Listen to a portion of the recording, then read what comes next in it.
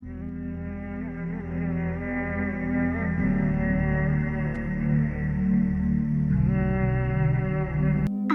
গায়েব জানি না, আগামীকাল কি হবে সেটা আমার আপনার পক্ষে বলা সম্ভব নয়।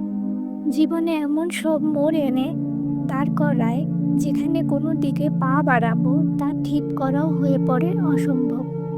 পেরেশানি, চিন্তা আর দ্বিধা জীবন হয়ে ওঠে যেন এক জটিল গোলকধাঁধা। চাকরি, বিয়ে, পড়াশোনা, জীবনের বড় কোনো সিদ্ধান্ত সবকিছু যেন ঘুরপাক খায় চিন্তার ভেতরে। পেরেশানি আর হয়রানি আমাদের অস্থির করে তোলে। ঠিক এমনই এক সময় রাসূলুল্লাহ সাল্লাল্লাহু আলাইহি ওয়াসাল্লাম আমাদের শিখিয়ে দিয়েছেন এক পরম আশ্রয়, সালাতুল ইস্তেখার। তিনি বলেছেন, তোমাদের কেউ যদি কোনো বিষয়ে সিদ্ধান্ত নিতে দ্বিধায় পড়ো, সে যেমন 2 রাকাত নফল নামাজ পড়ে আল্লাহর কাছে কল্যাণ প্রার্থনা করে।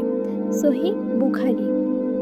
ইস্তেখার মানে শুধু দোয়া করা নয়, ইস্তেখার মানে নিজের ইচ্ছাকে আল্লাহর হাতে ছেড়ে দেওয়া। এই নামাজের মাধ্যমে আমরা বলি, হে আল্লাহ, তুমি জানো আমি জানি না, তুমি জানো কোনটা ভালো, আমাকে সেই পথেই চালাও। ইস্তেখার কিভাবে করব? প্রথমে 2 রাকাত নফল নামাজ পড়ে ইস্তেখারের নিয়ত করব।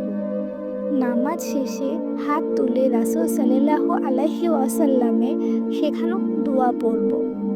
দোয়ার সময় মনে মনে সেই কাজ বা সিদ্ধান্তের কথা চিন্তা করব। ইস্তেখারের দোয়া কিভাবে করব? হে আল্লাহ, আমি তোমার জ্ঞান দ্বারা কল্যাণ চাই, তোমার কুদরতের দ্বারা সাহায্য চাই, তোমার মহান ফজল চাই। তুমি যদি জানো এই কাজটা আমার দিন, দুনিয়া ও আখিরাতের জন্য ভালো, তাহলে তার সহজ করে দাও এবং এতে বরকত দাও। আর যদি এটি খারাপ হয় তাহলে তা দূরে সরিয়ে দাও। আমাকে ভালোর কিছুর দিকে পরিচালিত করো। এক সাহাবী রাহমাতুল্লাহ আলাইহি বলেছিলেন, রাসূল সাল্লাল্লাহু আলাইহি ওয়াসাল্লাম আমাদের ইস্তেখার শিক্ষা দিতেন, ঠিক যেমন কুরআনের আয়াত শেখাতেন। সহিহ বুখারী। এক সাহাবী একবার ব্যবসায়িক প্রস্তাব পেয়েছিলেন। সবকিছু লাভজনক মনে হচ্ছিল, কিন্তু তিনি আগে ইস্তেখার করলেন। তার অন্তরে এলো অদ্ভুত শান্তি। তিনি সেই শান্তি বুঝতে পেরে সে প্রস্তাব গ্রহণ করলেন না। কয়েকদিন পর দেখা গেল সেই কাজটি ছিল বিরাট ধোঁকা। আল্লাহ তাকে বাঁচিয়ে দিলেন ইস্তেখারের মাধ্যমে। তুমি কি আজ দ্বিধায় আছো?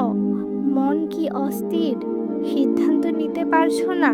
তবে দাঁড়িয়ে যাও, তোমার রবের সামনে দাঁড়িয়ে যাও, তার কাছে যাও, তার উপর ভরসা করো।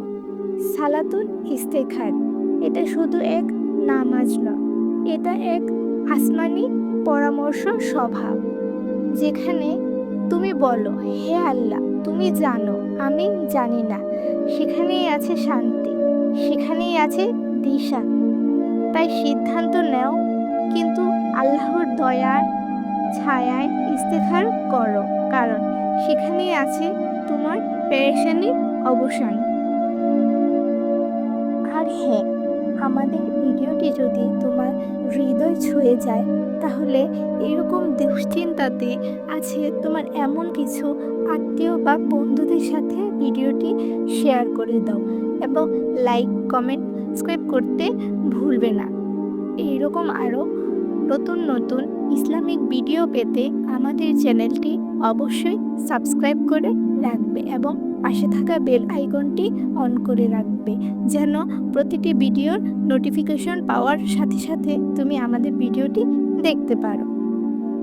আসসালামু আলাইকুম ওয়া রাহমাতুল্লাহি ওয়া বারাকাতুহু। দেখা হবে পরের ভিডিওতে। আল্লাহ হাফেজ।